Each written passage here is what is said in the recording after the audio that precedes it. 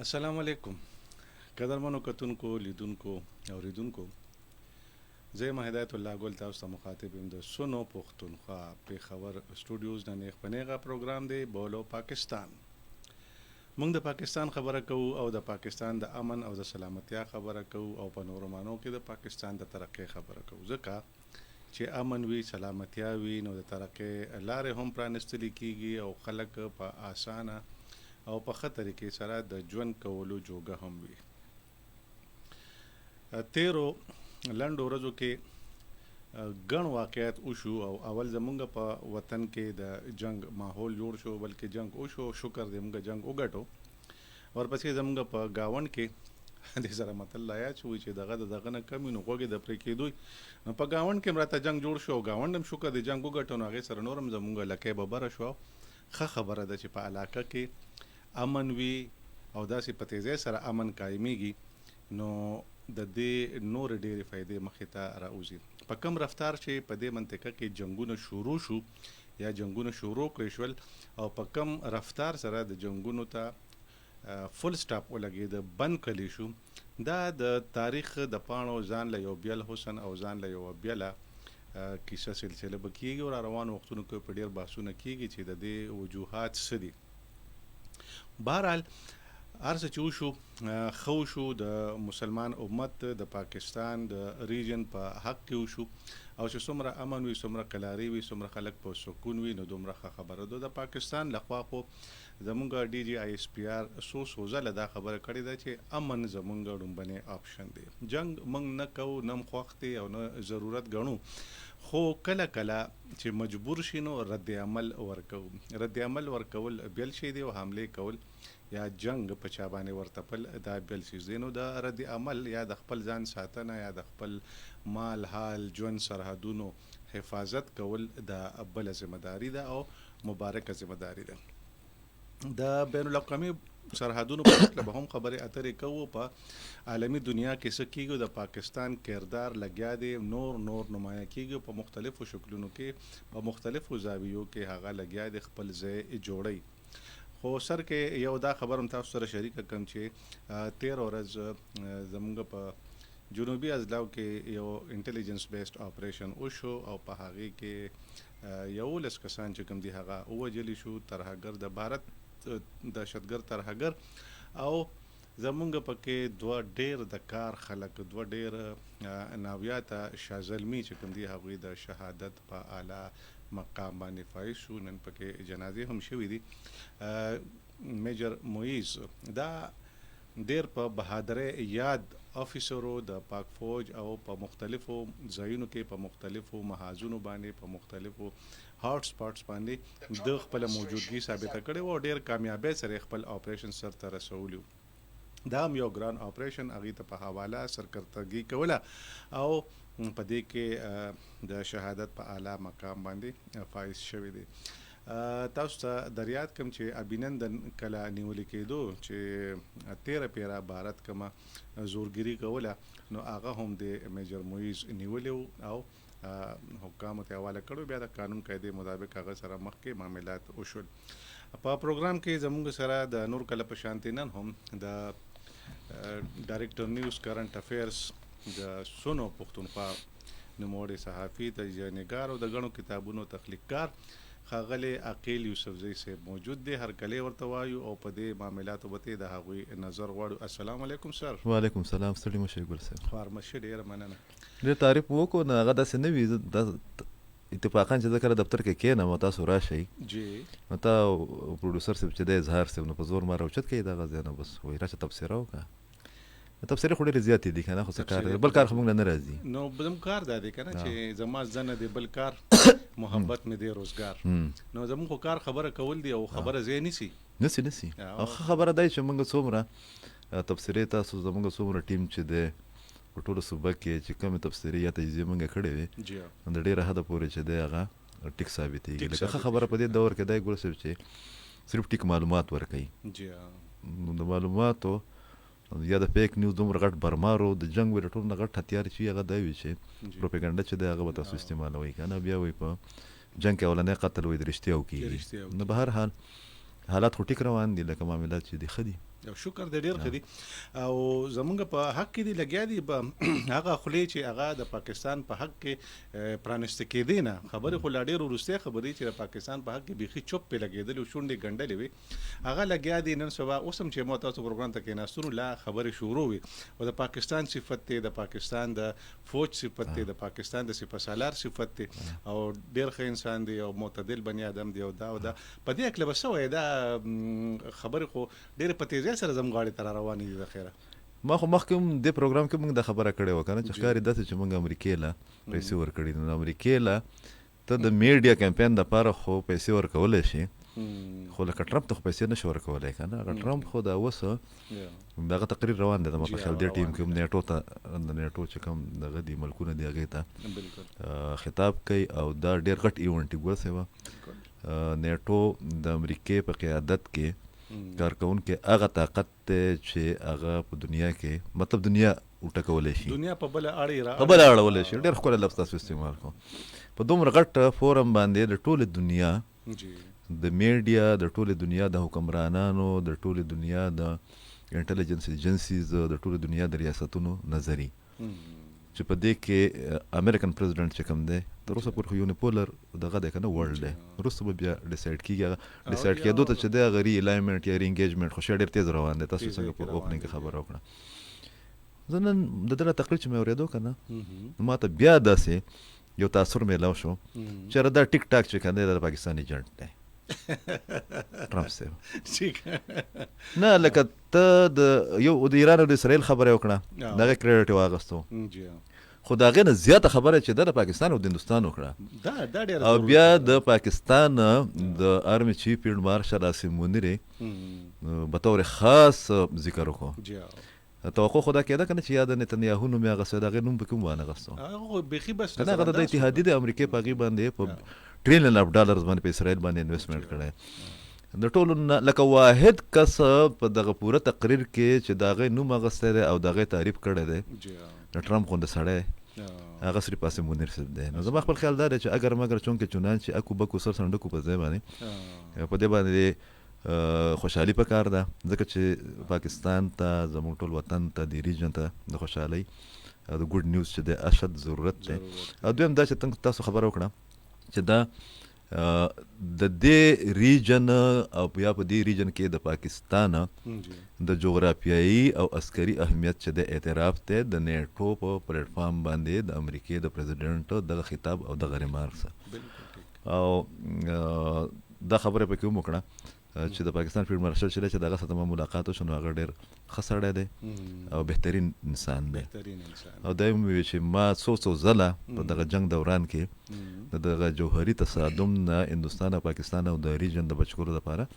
رابطې کړې وې ټیک شو خلکو به چې نه پاکستان کړی دی او چې د دواړه ډي جي موز کوڅو د هغو په ځای نه هغه ټرمپ یو ځل بیا راته وویل او دویمه خبره پکې دا د ګل صاحب چې خلاف توقع یې د ایران هم تعریف وکړو ګوره ډېره غټه خبره وکړه ګل صاحب که ستاسو خیال هغه وایي چې ایران بېګا هم دا ویلو چې باصلاحیته قوم دی محنتي قوم دی د تیل دنیا دغه دی ورسره د سهولیات دي ورسره خزانې دي وسایل دي ورسره او نن بیا دا وویې چې چین کولی شي چې د دغه نه تیل والي صرف چې چین دا دریم ځل دی ښه د دې ایران او د اسرائیل د جنګ بندۍ نه بعد د پریزیډنټ ټرمپ دریم ځل دی چې د چین او د ایران د تیلو او د هغو د تجارت خبره کوي او بیا دا خبره یې هم وکړه چې هندوستان او پاکستان چې دي هغه د زموږ سره هم تجارت کوي یو بل سره هم تجارت کوي دا ډېر غټ ډیولپمنټ دی او په دې کې که موږ دا ووایو چې پاکستان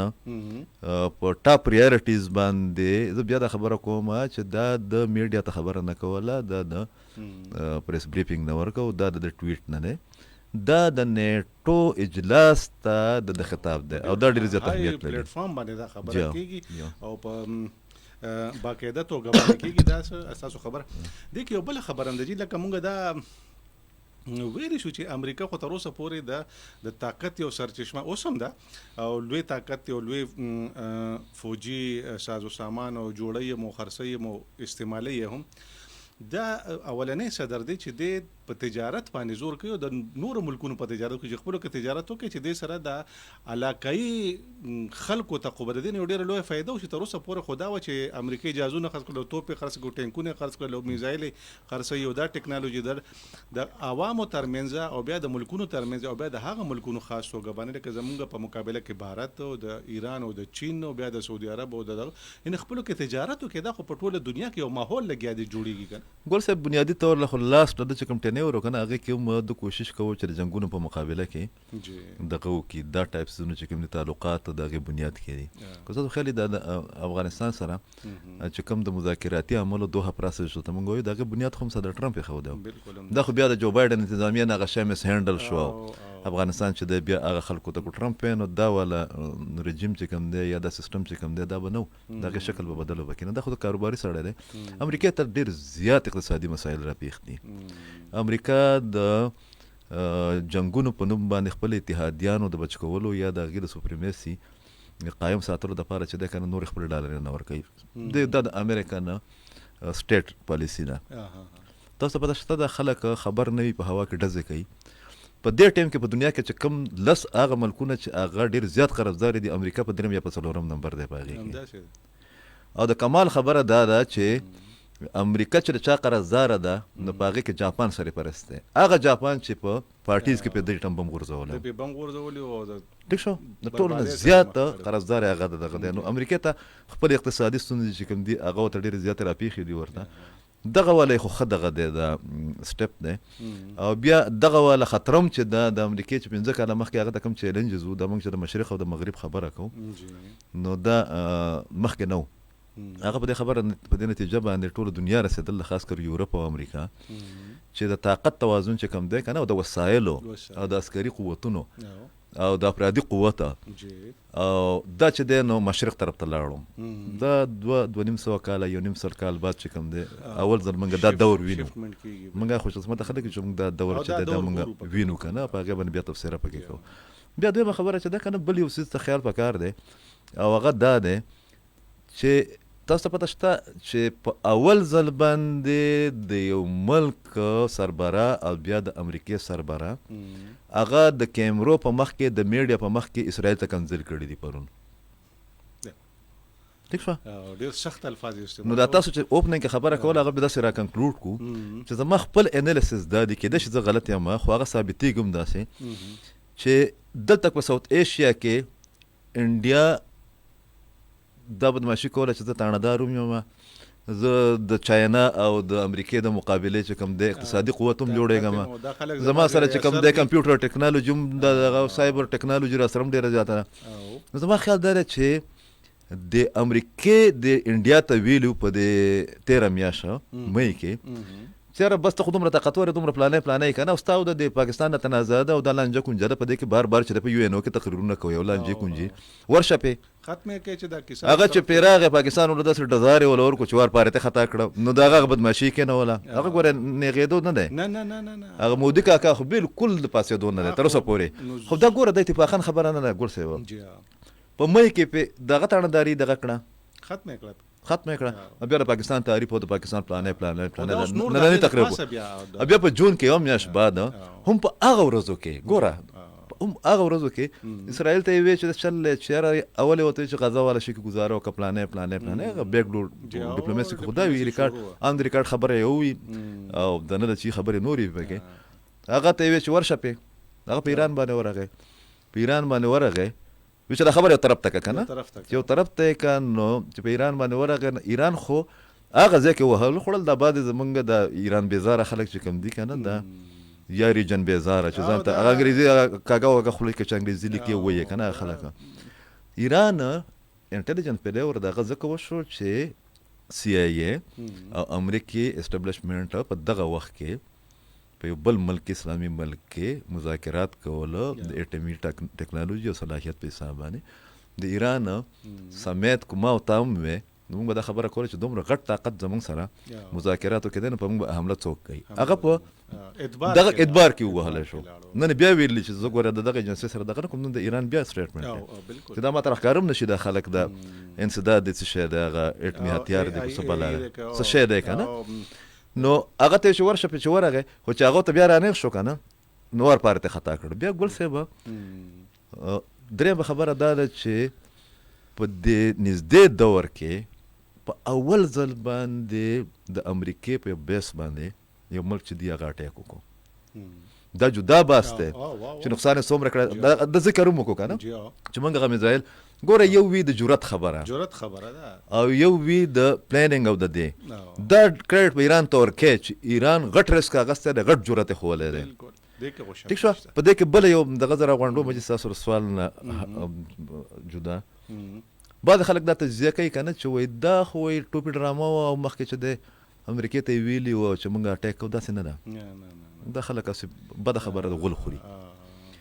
داسې ده چې د امریکې بیس چې و هغه په قطر کې و. د قطر او د ایران تعلقات ټیک دي او قطر په دغه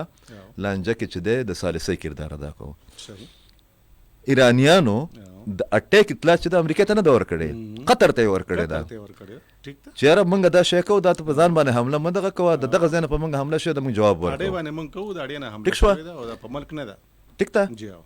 نو دا ټوپي ډرامه نه وه دا د رولز اف بزنس د بین الاقوامي تعلقاتو هغه تقاضا پوره کړې ده چې وروره ته یېرېږه مه ته پریشانه کېږه مه زما سره خپل تعلق دی خو چونکې ستا په ځمکه باندې د امریکا اډه ده نو زه پې اټیک کوم. ټیک شو. دا ډېر غټ رسک ایران اخیستی دی او که ستاسو خیال د دې اټیک نه بعد چې دی نو بیا د سیز فایر والا دغه وشوه دغه هغه پریکټس چې دی مخې زما خپل خیال دا دی ګل صاحب چې پاکستان او موږ چې مخکې به خبره کوله که نه یا تاسو خبره وکړه نوي بلاکس هم جوړېږي نوي هغه ری الایمنټ هم کېږي ری انګیجمنټ هم کېږي او په دې کې هغه زړه خبره بیا ده په تکرار باندې موږ کوو چې په دې کې د پاکستان کې در چې دی هغه ډېر بنیادي دی او ډېر کلیدي دی.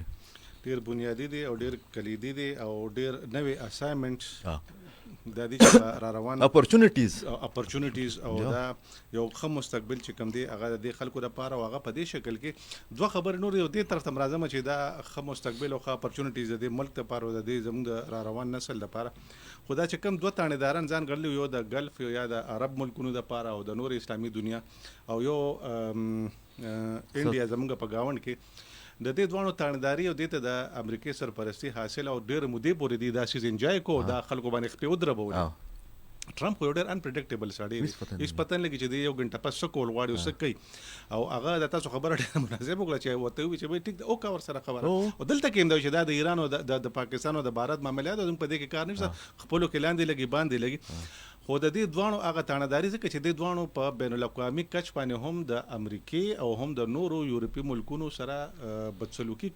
وته موږ به وایو چې راغسته و د مودي کوم وینا او کوم انداز غرور تکبر او په کوم انداز به د خلکو سره دغه ملاقاتونو او دغه خو خیر جواب نشي هغه خو دې دغه شانتي اوس سره دا یاره پیدا شوې ده چې نتنیا سره چې ما ایران مړکې نو تاسو سره ونو څنګه تاسو سره څه کار کړی چې دا ته ګلونه واچي اوسه کېږي په جنگونو کې دا خبرې کېږي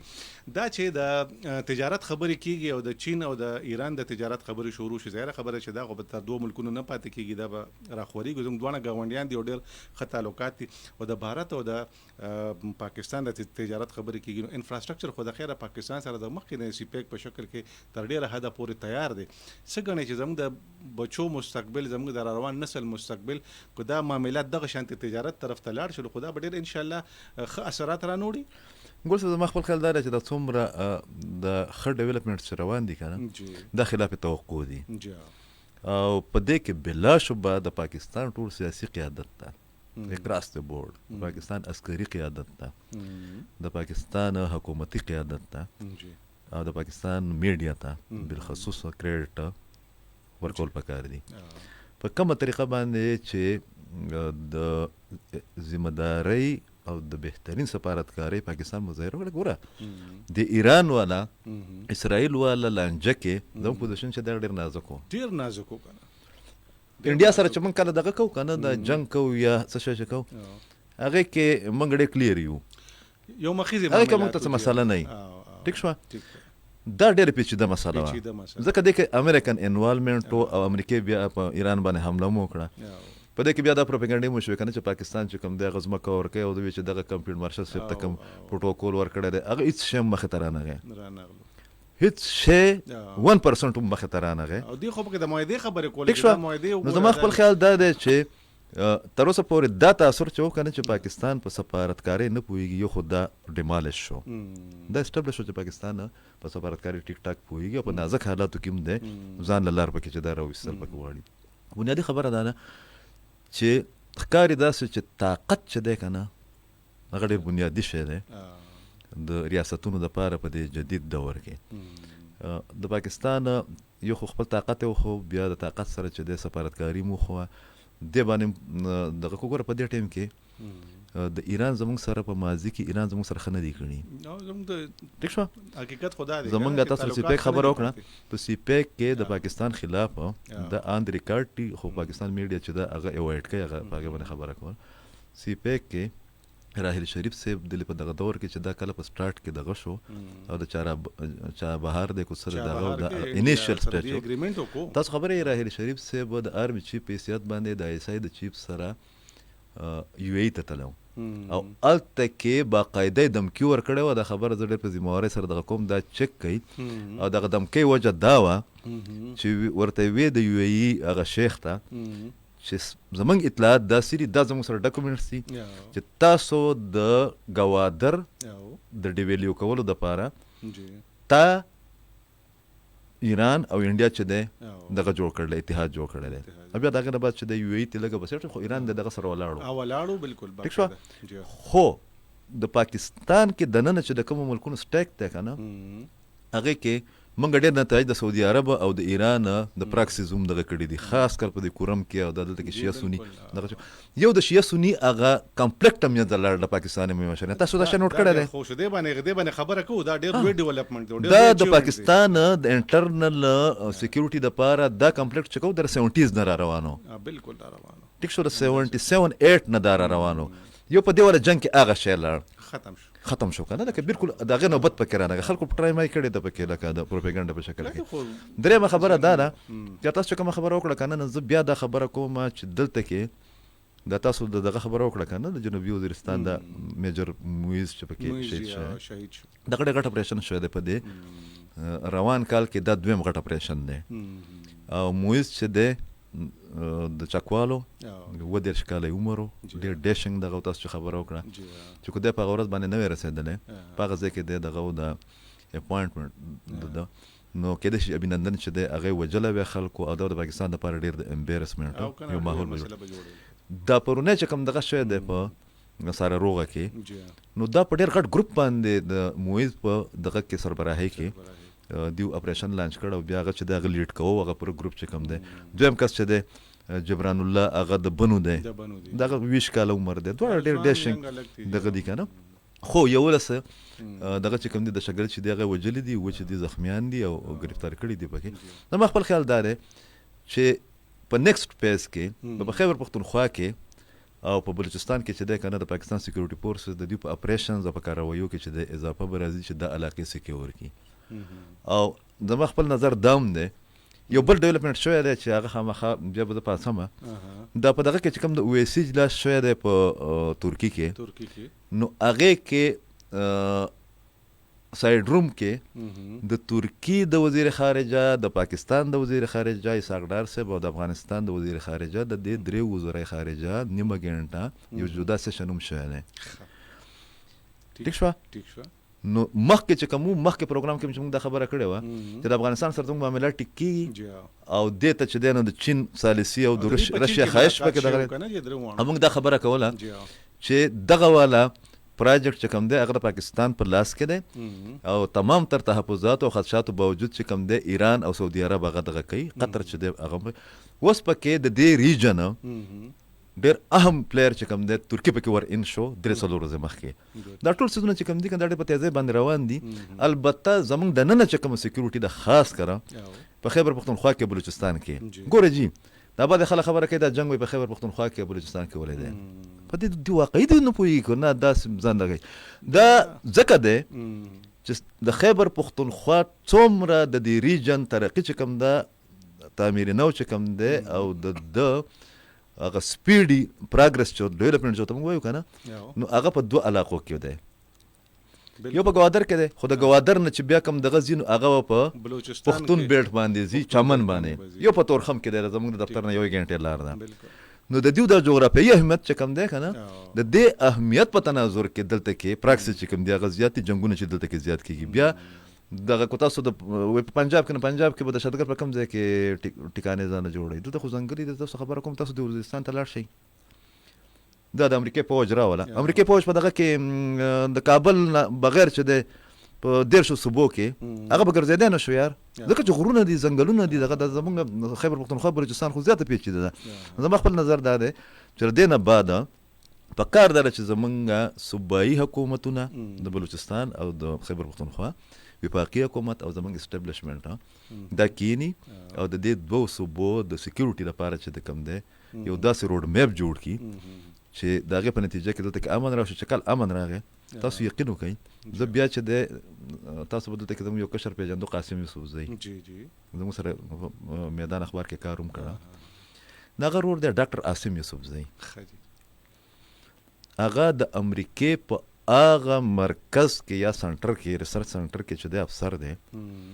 کم چې په قدرتي وسایلو باندې ټولې دنیا ته ریسرچ دغه کوي. د هغه د ریسرچ مطابق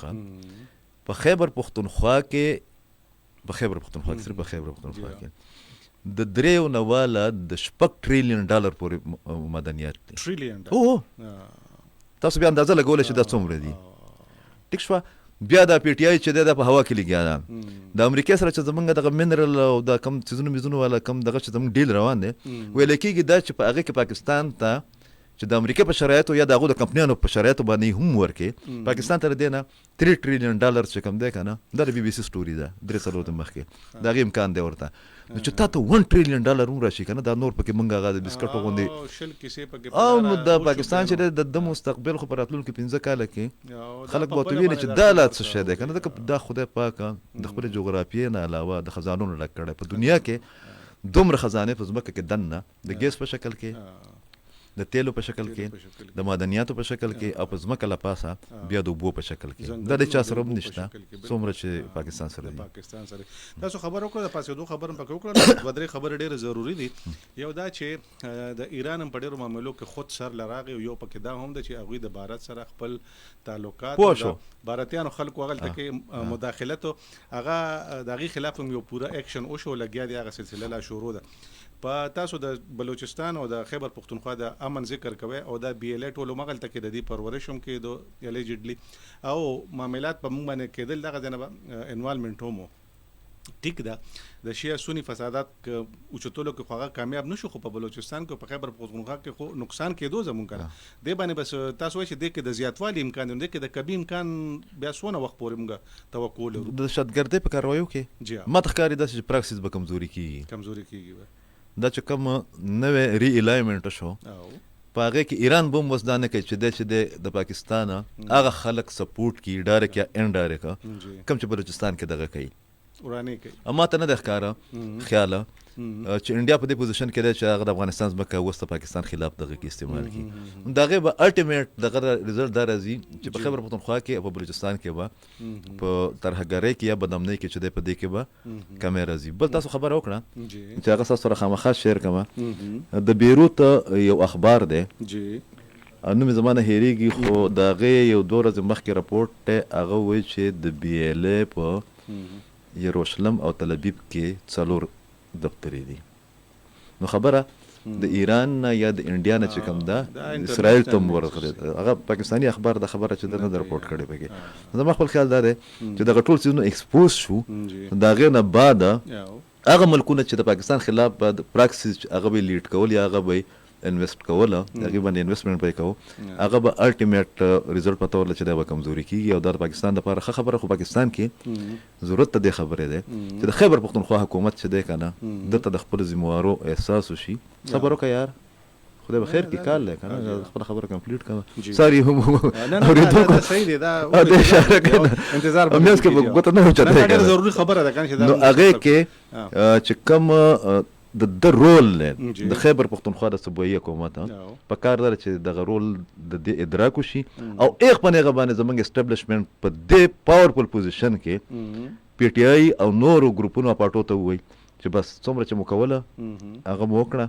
نور چې دی که نه صوبایي حکومت خپل ذمهواریانې چې دی پوره کوي. کال به تاسو والی او زه به کال اخلم. خو یو بله خبره چې د هغې سلیبریشنز په کار دي. خیر په مختصر انداز کې راته وکړئ چې د پاکستان او د انډیا جنگ جوړ شو او پاکستان رد عمل راغی، نو موږ په سیاسي میدان کې ټول سیاسي ګوندونه رايوځای شو او د یووالي یو مظاهره وکړه چې کوم زموږ دپاره ډېر ښه اچیومنټ و. اوس د ایران او د اسرائیل په دې جنګ کې زموږ نه چې کوم دی مذهبي منافرت او دا سیکټیرینزم چې کوم دی دا زموږ نه ووتو، نو سیاسي توګه قوم یو شو او دې طرف ته قوم یو شو. دا زموږ دپاره د یو ډېر نوې سټرنث خبره ده. دې باندې لږه خبره پکار. تاسو خبره کوله که نه، دا خو هغه اپورچونیټیز موږ ته ګوره همیشه موږ دا خبره کوو او دا چې د یو تیورم ده چې جنګ چې دی که نه یا جنګونه دا اپورچونیټیز پیدا کوي. اپورچونیټیز خو دام دي چې که دویم جنګ عظیم نه وی شوی نو هندوستان او پاکستان هم د ازادۍ ده. دا خو د انګلینډ چې کوم دی هغه کنټرول سیستم چې کوم دی هغه ختم شو.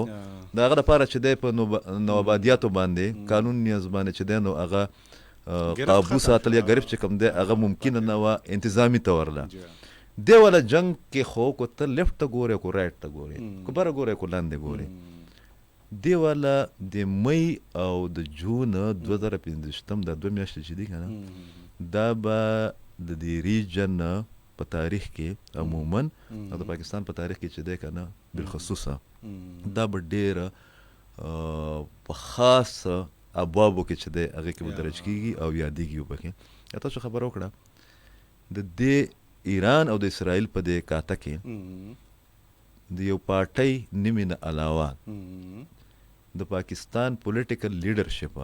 خاص کر د شیعه سنی په پس منظر کې چې کم کردار ادا کو کنه دا خلاف توقع دی. د دې منګه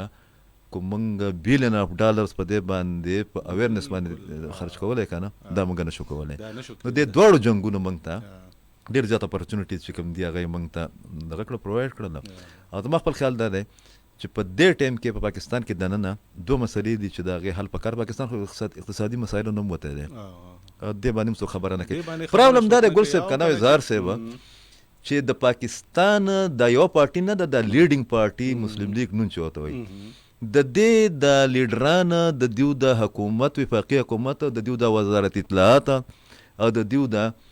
سوشل میډیا وغیره دا د دې دوره د دغه پارټۍ وزیر اعظم خو د هغې دی که نه،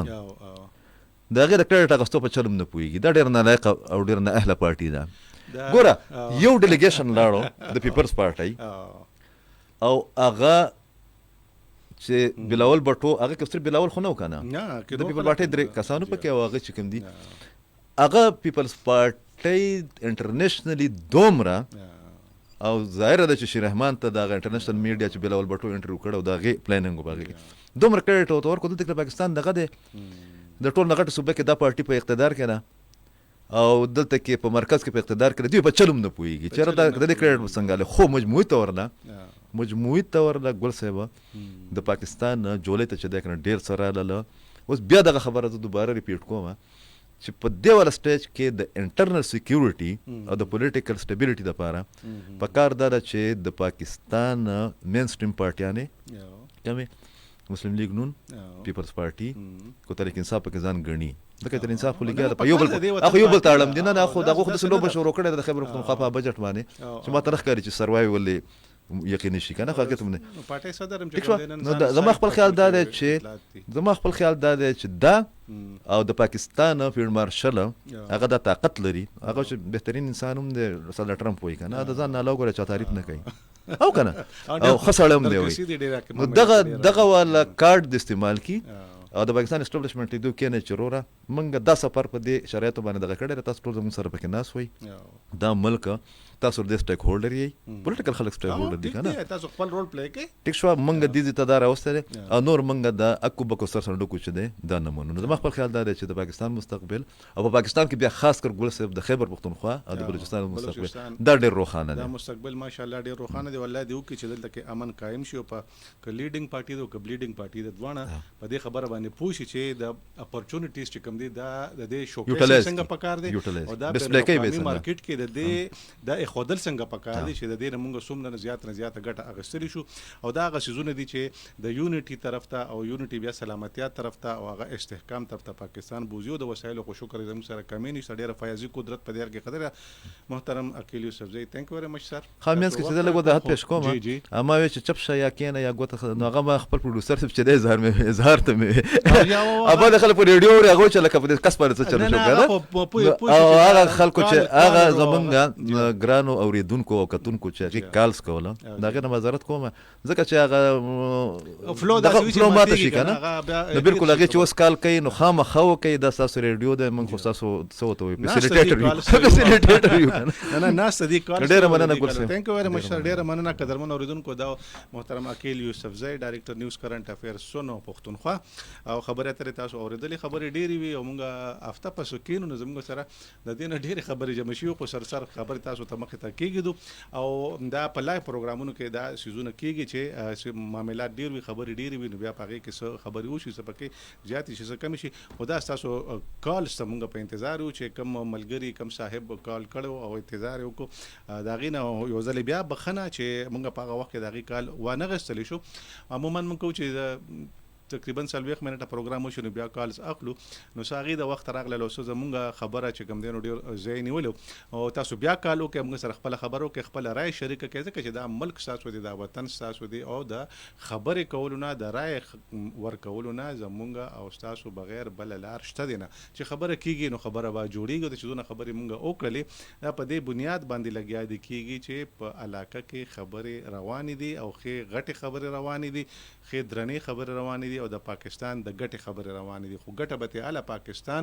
او پاکستانیان اغوستي چې دا خلک خبر وي چې څوک نی خبر هغې خو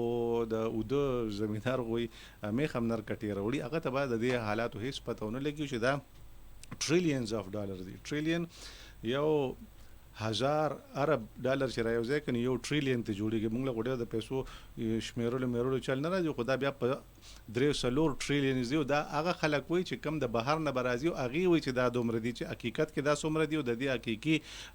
قدر او قیمت څومره دی او د دې اساسي څومره دی هغه د دې نه علاوه دي نو دا ټول د ملک د آبادی خبره ده کو ریکورډ اکټ کو دا زمنګ منسوبي دي او کنه زمنګ د وزیرستان نو اخله ترغه باجوړه پورې په دې نور غرونو کې دا نور غرونو خو لازم نور د دا خو دا هغه ذکر مونږ کوو چې چرته کې شورش چرته کې جنگونه دي چرته دهشتګردي ده نو هغه فلیش پوینټس دي په پاکستان کې په خیبر پختونخوا کې ټول غرونه دي او دا ټول غرونه چې کم دي دا وسایل دي سره دي قیمتي دهاتونه دي او دومره قیمتي دي چې 13 ورځ مې یو پوسټ کتو او داغه خودلو زموږ په دې ریجن کې شکر دي موجود هم دي یو ګرام صرف چې کم دی یو ګرام 37 लाख ډالر د هغې قیمتو 10 لک ډالر صرف د یو ګرام قیمت یو ګرام سی چې 12 ګرام راوځي کنه یو توله ته جوړیږي دومره قیمتي دهاتونه په دې غرونو کې پراته دي او موږ سره غرونه پراته دي خلکو چې په پاکستان باندې نظر دي د خلکو چې په پښتونخوا په بلوچستان نظر دي نو هڅه نه دي تاسو خو ځکه خبر کوم په خپل کلی کې وګورئ چې کم کور خوارو زار وي دروازې نه وي د رزق درک پکې نه لګي کاروبارونه په ټف ولاړ وي روزګار پکې نه وي خلک د لوګو تندو سره مخ وي هغه کور کې نغلاګانې کېږي په کور نه ډاکې پریوزي په کم کور کې چې مال وي په کم کور کې چې شته وي په کم کور کې چې خزانه وي په کم کور کې چې ډیر سوي خلک یا خلک به بیا وایم هغه طرف ته زور کوي چې دغه ځای نه زمونږ سنسو بودیدي شو دغه ځای نه موږ سنسو ځان ته حاصلول شو په هغه باندې حمله هم کیږي هغه لکه د کنډروم کوشش کیږي او هغه لکه د نور معاملاتو یا د سازشونو یو جال چې کوم دی هغه هم بڼلې کیږي نو دا زمونږ په علاقو کې چې دا کم معاملات روان دي دا د دې د شتمنۍ او د دې د سټریټیجیک پوزیشنونو اهمیت سټریټیجیک پوزیشن دا دی چې الله پاک زمونږ د ازمکه زمونږ د وطن جوړ کړي په داسې ځای باندې دي د ازمکه پرته په داسې نقطه باندې دا چې غیر چاپیره داسې ملکونه دي چې هغه ته زمونږ ډیر زیات ضرورت دی او چې څوک وي ضرورت نه دی نو دا غي بیا زمونږ نه بغیر کار نه کیږي بغیر زمونږ نه بل چاره نه کیږي او چې چاره نه کیږي نو ژوند پټه پودريږي او چې ژوند پټه پودريږي نو معاملات خرابېږي که تاسو موږ سره خبرې کول غواړئ موږ ته کال کول غواړئ نو 091 د پیښور د کوډ نمبر دی او 5352143143 دا زموږ د ټلیفون نمبر دی بیا یې درته وایم 5352143143 5214 دا زموږ د ټلیفون نمبر دی. تاسو کال وکړئ، خپل خبره وکړئ، کو هغه د دهشتګردۍ خلاف د جنگ خبره ده، کو هغه د اپریشنونو خبره ده، کو هغه د علاقې د امن و امان خبره ده، کو هغه ستاسو زموږ په زړه کې د پرتو ګیلو مانو شکو خبره ده، که هغه د پاکستان د وسایلو خبره ده، او که هغه د پاکستان د ترقۍ خبره ده، په دې ټولو باندې زموږ او ستاسو د خبرو اجت دی، او خبره چې کیږي نو خبره به جوړیږي، او د دغه خبرو د جوړېدو او د خبرې د پرانستېدو سره چې کوم دی معاملات مخکې ځي. تاسو کال وکړئ، ځکه چې تاسو د کال نه بغیر زموږ پروګرام نیمګړی وي، زموږ خواهش وي چې تاسو کال چې کوم دی هغه په دې کې راشي. نو د پیښور نه بهر چې کوم خلک فون کول غواړي مونږ ته، هغه 091 خامخا ډایل کوئ، ځکه چې دا د پیښور د کوډ نمبر دی، او که د موبایل نه کوي هم خو 535214 دا زموږ د ټلیفون لیکه ده، او په دې باندې تاسو موږ سره خبره کولی شئ، او د خبرو اترو تر مخې چې کوم دی هغه معاملات مخکې بوتلی شي. موږ تاسو ټولو ته معلومه ده چې چین چې کوم دی، د چین سره د پاکستان دوستي د ډېرې مودې نه ده، او خوږه دوستي ده، او په ډېرو ازمایښونو کې او په لنډ په 10 مې باندې چې کوم دی نو د هغې یو بل ډېر ښه ثبوت مخې ته راغی، او دنیا چې کوم دی د پاکستان هنري طاقت، د پاکستان مین پاور، د پاکستان صلاحیت، او د پاکستان اخلاقیات، او د پاکستان جنگي مشقونه وګڼل قابل قدر، او د چین مهارت، او د چین ټیکنالوژي، او د چین سافټویرینګ، او د نور معاملات هغې ته هم دنیا متوجه شوه، او د هغوی د جهازونو، د هغوی د میزایلو، د هغوی د ډرونز، د هغوی د سرویلنس، او د هغوی د حفاظتي اقداماتو هم په دنیا کې یوه چرچا لاړه. دنیا دغه شانتې په شریکه روانه ده. کم خلک چې اوږه په اوږه ځي نو هغوی ډېر مخکې ځي، او چې کم خلک یو بل تخپیک دي هغه خامخا څه وخت پس یا څه ځای پس په چې کوم دی راپریوځي ضرور. نو په ځای د دې چې مونږ او تاسو او د خلکو د منطقه یو بل تخپیک کېږو، یو بل د لاس ورکولو وخت یو پکار دی چې لاس یو بل ورکړلی شي،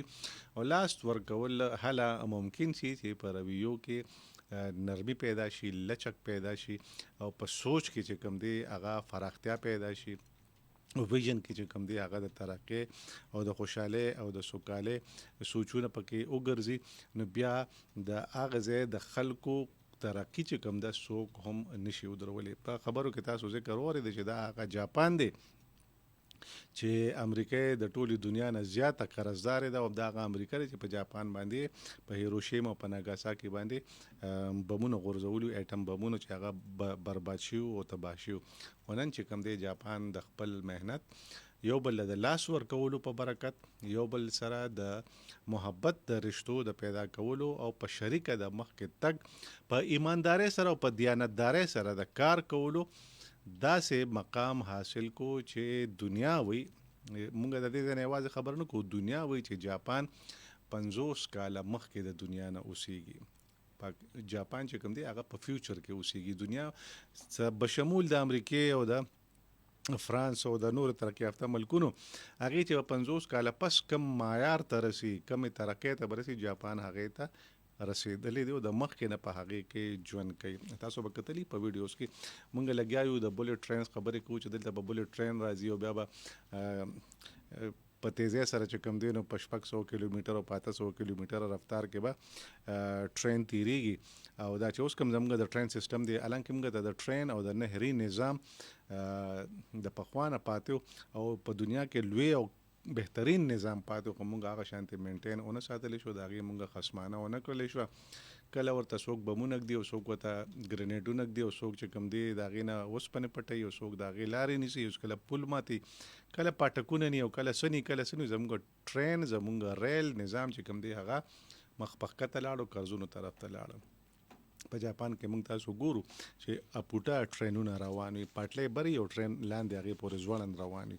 او یو دونی روان په درزنونو په یو مخ روان وي، او چې په کومو طریقو سره پاټلۍ کې یو بل کراس کوي را کراس کوي، بني آدم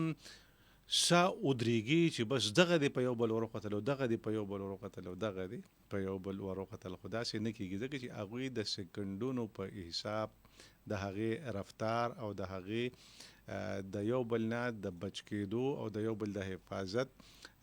ټایمونه مقرر کړي وي د سکندونو په حساب باندې، او که یو سکند یو 2 سکند هم په هغې کې فرق راځي نو بیا خدای مکه د ډېرې لوی حادثې امکان کېږي. دا هسې نه کېږي، دا په ټکنالوژي کېږي، دا په مهنت کېږي او دا په خوارۍ کېږي. دا نه چې زموږ په خلکو کې مهنت او خواري نشته. موږ سره د دنیا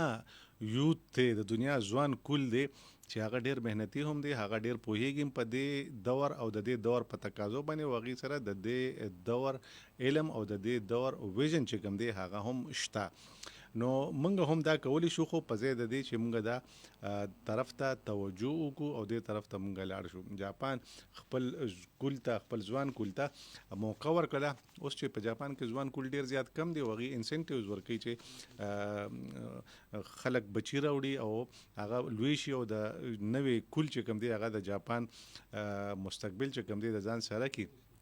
پاکستان کې 15% چې کوم دی ځوان کول دی. نو تاسو اندازه کوئ چې موږ سره څومره خلک دي، څومره مټي دي او څومره طاقت دی. نو هغې لګیا دي د خپلو موجوده خلکو د عمرونو زیاتولو د پاره پلانینګونه کوي، کوششونه کوي او سوچونه کوي، او دا ممکن ده. د دې په ټولو کتابونو کې چې کوم دی د لارې ورکېدو امکان شته دی، او هغې دا لارې منلې دي او دا یې ورکړي دي او دا خبرې موجود دي. او د دې لارو ورکولو برکت دا دی چې اوس د هغې دا منصوبه ده چې د کال 2013 پورې کم څیز نه چې انسان مري، یا د کمې بیمارۍ نه، یا د کم عنصر نه، یا د کم انګریډینټ نه، هغه د سره د انسان د وجود نه ختمي. نو د هغې د وینا مطابق کیدی شي چې بیا د هغې نه پس اړو خلک مري نه. دا بله لویه خبره. نو دا ټولې خبرې په ساينس کې، دا ټولې خبرې په تھیریز کې موجود دي او د دې ممکنات شته دي. او ډېرې خبرې مونږ تاسو وکړې، ډېرې مونږ لا کتلې هم نه دي. مونږ ته اوس هم هغه ډېرې ناشنا او عجیبه ښکاري، خو په ترقي یافته ملکونو کې خلک د هغې نه کارونه اخلي، باقاعده استعمالي او باقاعده طریقې سره کېږي. په جاپان کې نه بجلی زی، نه لوډ شیډینګ کېږي، نه ټیکنالوژي فیل کېږي، نه 2 نمبري کېږي، نه غلا غلطي کېږي، نه نورې کیسې کېږي. خلک ډېر په ایماندارۍ سره او په ډېر ښه روغ نیت سره د خپل ملک او د خپلو خلکو سره د محبت په طریقو باندې روان وي. دا تاسو ته چې زه یم چې د محبت خبره بیا کوو، نو تاسو به مو وایئ چې د کرنټ افیرز پروګرام کې د محبت او د احترام څه ضرورت. تاسو ته زه واقع بیان کوم چې زمونږ د دې پېښور صحافیان چې کوم دي جاپان ته د ویزټ دپاره تلي وو، او هغلته کې زموږ یو صحافي ملګري خبره کوي چې سګرټ ته مې زړه وشو. ما یو سګرټ، یو کوکه غونته کې د روډ په غاړه یو خوشه علاقه وه، ډېر ښار هم نو، هغلته نه مې یو سګرټ راواخیست او سړي ته مې وویل دوکاندار ته چې ماچس راکړه چې زه دا ولګوم. هغه ماچس راکړو او د دوران کې چې کوم دی یو 2 نور ګاکونه راغلل. نو ما مروتن چې کوم دی یا احتراما هغه ځای چونکې دکان کوکه وړه وه، نو ما هغه مخه پرېښوده، زه لږ دې خواته شم، سګرټ مې ولګولو او هغه کسانو لا سودا نه وه کړې. نو داسې لږ د لرې نه مې ماچس په کاونټر باندې هغه ته ور وغورځول چې دا خپل ماچس دی واخله. بس وی دا خبره نه وه چې هغه 2 کسان او دکاندار په هغه باندې راتاو شو، په غوسه کې ډېر، ما نه 3 واړه تاو شو او سی په جاپاني کې شروع کړل. زه پوهېدم نو ما چې څه چلو شو چې دا تاسو دومره غوسه شو، دومره په قهر شو. ما خو داسې خبره یا داسې حرکت نه دی کړی. هغوی چې تا زمونږ د مشر بېعزتي وکړه، هم د باچا بېعزتي مو وکړه. چې ما خو غږ هم نه دی کړی، ما کله تاسو د مشر بېعزتي کړې ده چې نه، تا ډېر غلط کار وکړو، ډېر موږ دې زړه خفه کړو او ډېر ناروا دې وکړل، او ته میلمه یې او دا کار وکړو څنګه. ما چې ما اخر کړی څه دي دې چې د ماچس په دې ډبې باندې زمونږ د کینګ یا زمونږ د مشر تصویر دی او دا موږ ته داسې راوویشتو. په دې باندې هغوی خلکو دومره ننګ کوو. اوس تاسو موږ له په خپل ګریوان کې کتل پکار دي چې موږ په خپلو مشرانو څومره ننګ کوو. زمونږ مشران د څومره ننګ کولو قابل دي او هغوی ځان څومره د ننګ کولو جوګه کړی دی او قابل کړی دی، او موږ ته څه سبق را کړی دی. د دواړو غاړو نه په موږ کې خرابې موجود دي، د مشرانو نه خپلې خرابې دي او د کشرانو نه خپلې خرابې دي. خو اندازه تاسو وکړئ چې یو قوم کې یو عام دکاندار چې د سړک په غاړه وړه کوکه لګولې ده، د خپل بادشاه یا د خپل مشر متعلق دام نه برداشت کوي چې هغه تصویر چې کوم دی داسې راوشي. زموږ دلته کې په جنډه پورې موږ ټوکې، په سیاسي مشرانو پورې زموږ ټوکې، کنځلې په فوجي او په ریاستي ادارو په مشرانو پسې زموږ ټوکې او عجیبه عجیبه خبرې. اوس خو پکې لا د ای آی زمانہ شو نو عجیبه ویډیوز هم جوړیږي، عجیبه تصویرونه هم جوړیږي. لکه شانتې په خپل ګریوان کې قتل پکار دی. او ډیره اسانه خبره پښتنو مشرانو کړې ده چې ته زما بد مور مکنځه، نو زه به ستا ښه مور نه کنځم. احترام زده کول پکار دی په ژوند کې، عزت زده کول پکار دی. او چې انسان د بل انسان عزت او احترام کوي نو آرو مرو کو سترګې ډېر هم د کاڼي شي، د انسان په سترګو کې بیا هم څه نه څه حیا راشي چې یاره مسلسل یو سړی زما قدر کوي، عزت کوي، احترام کوي، نو زه ولې نه دا څیز وکړم چې زما هم پکې خیر او د ده هم پکې خیر دی. خپل وطن سره د محبت زده کولو د چل چې کوم دی موقع ده، او پکار ده چې موږ وطن سره محبت زده کړو، د یو بل سره محبت زده کړو، د ترقۍ لارې د محبت لغاړې وسپړو، ځکه چې محبت د ژوند بنیاد دی. په لوی الله مو سپارم، د خپل ګیر چاپېره خلکو خیال ساتئ.